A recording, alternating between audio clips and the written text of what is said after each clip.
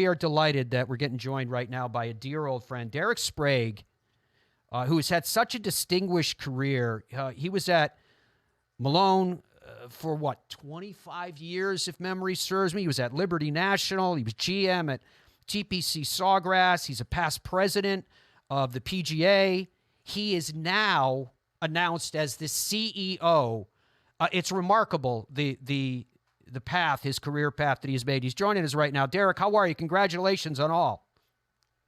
Great. Thanks, Matt. Good to be with you this morning. Now, how did you go from those distinguished posts that I just broad-brushed outlined to decide, you know what, I'm going to throw my hat in the ring to be the CEO of the PGA of America? Well, back in June when Seth stepped down at the end of June, I was just overwhelmed by the number of supporters around the country from the PGA of America, all the relationships I made when I was in office and a director going back as far as 2010. And it was just, heartwarming to see so many people, whether it was current board members, past board members, executive directors, members at large, and industry folks that I've met along the way, and corporate partners of the PGA of America. They said, hey, this role is perfect for you. I never really gave it a thought in advance until, they started, asking me, hey, would I consider this role? And then things just came together. It was a little bit of a long process, 6 months, but it was a thorough process by the PGA of America and Spencer Stewart, the executive search firm. And I'm glad to be the CEO today. Anytime a team gets a new head coach, the question is asked, what do you feel that you can uniquely bring to this organization? What would be the answer for Derek Sprague at the PGA? Well, I think in, speaking with the officers and the search committee, the missing component, I think, for them at this particular time is to have someone with governance experience, right? So I sat on the board from 2008 to 2010, and then an officer from 10 to 16, and be able to really understand the governance model of the PGA of America, as well as when you look at my experience most recently at Liberty and TPC Sawgrass, where I ran large championships. So, that's what we do for our spectator championships, our member championships, but also understanding being a grassroots golf professional, an individual that, went through the business schools back in the early 90s and taught golf lessons and junior clinics and pulled carts out and merchandise and ran events and worked my way up at Malone Golf Club in little old Malone, New York. Just having that experience, I think, will help our 30,000 plus, but also it'll help all of our partners as well, knowing that they have, a PGA member at the helm here, really understanding our membership, and that's important for our partners as well.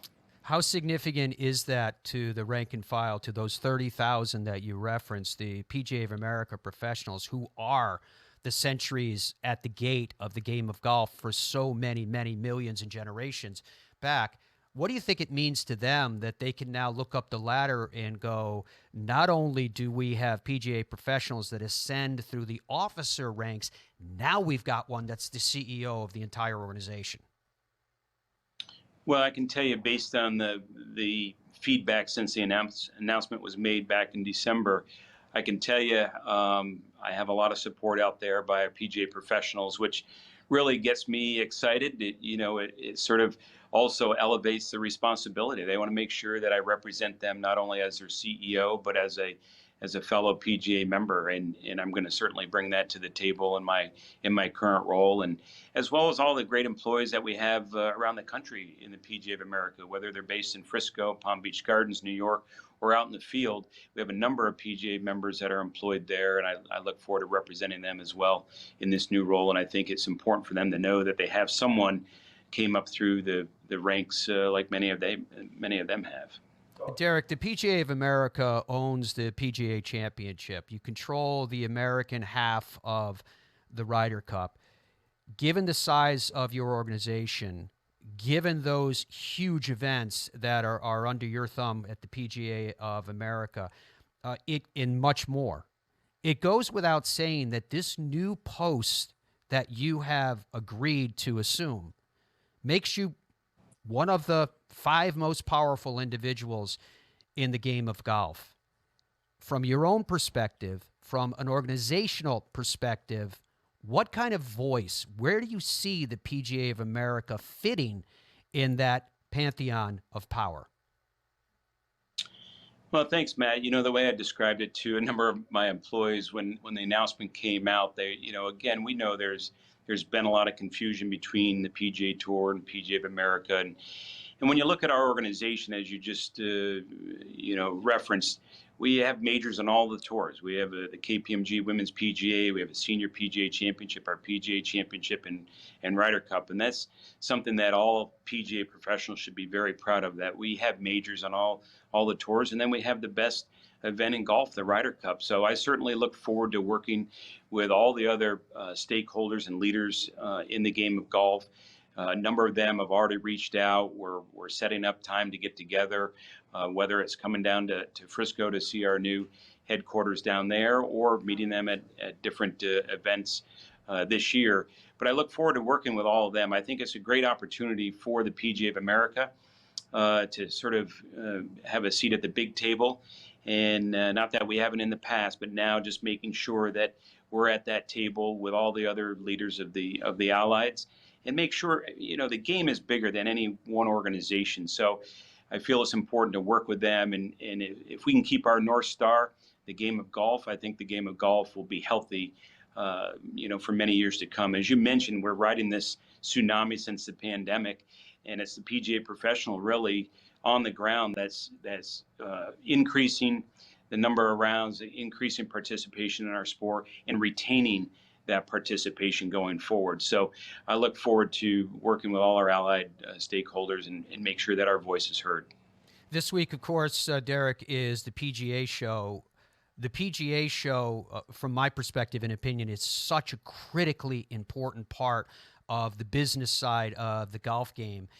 There are literally billions of dollars in commerce that will find their foundation, footing, rooting in the days and hours that lie before us. What is your perspective of this week and how important this is not only to PGA of America professionals, but to the industry itself? Well, I think, again, in your earlier segment, when you're talking about participation numbers are up in golf. And when you look at the show here, I think it's a great indicator of the health of the industry.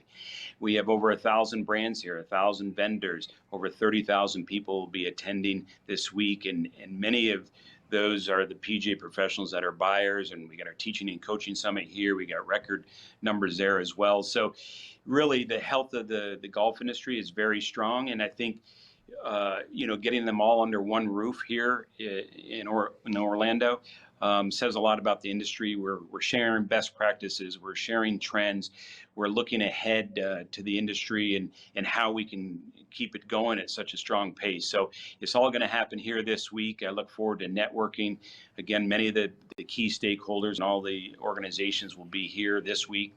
And I look forward to talking to them and seeing how we can all work together for the best part of the game.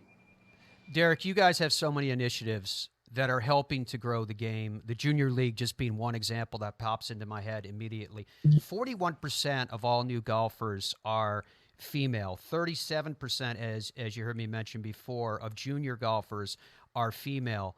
What can we do collectively, and do you guys have initiatives as part of the PGA of America to help keep that demographic feeling more welcome and retain them in the game after they have crossed the threshold? Yeah, I think those are great programs, and when you look at those stats, Matt, is just a great indication of the great work that our PGA members are doing. And one thing I think, and we're going to continue to see it increase because more women are getting into the PGA of America, and that only helps break down those intimidation barriers that many people over the years have felt. Susie Whaley did an incredible job of continuing to break down those barriers when she was president of the PGA of America, and I think that growth will continue for years to come. We just, PGA Lead is another great program under our PGA Reach umbrella where we find leaders of diverse backgrounds, including women, that we get them in leadership roles. And when they're in a position of influence, they can really influence others to get involved, whether it's on committees or getting involved with the growth of the game initiatives. And I think we're just going to see this continue to snowball, and those numbers will continue to increase over the years. Derek, I know you have a very, very busy week ahead of you, and I'm looking forward to everything, frankly, that you have ahead of you in your new role. I'm sure we're going to be discussing many things as the months and years continue to unroll. And all of those things I wish you the very, very best with, because there are some complicated matters that lie in store. The rollback of the golf ball being one that comes to mind, pressures upon golf facilities with this overwhelming demand in terms of that 75% that are public access. What can we do in terms of controlling the costs there so that people can afford to play golf and keep pace? So these are all items that down the road I'd love to talk to you about more. I believe personally, Derek, that the PGA of America can be the voice of the people who play the game, which concerns me at some point when we talk about governing bodies and the agendas at a macro level, who's making sure that we're speaking for the people in terms of how things impact them. So I'm really excited about your leadership, and we all collectively wish you the very, very best, and thank you for your time. Thanks, Matt. Look forward to connecting with you down the road. Yeah, maybe this week we'll bump into each other out on those aisles.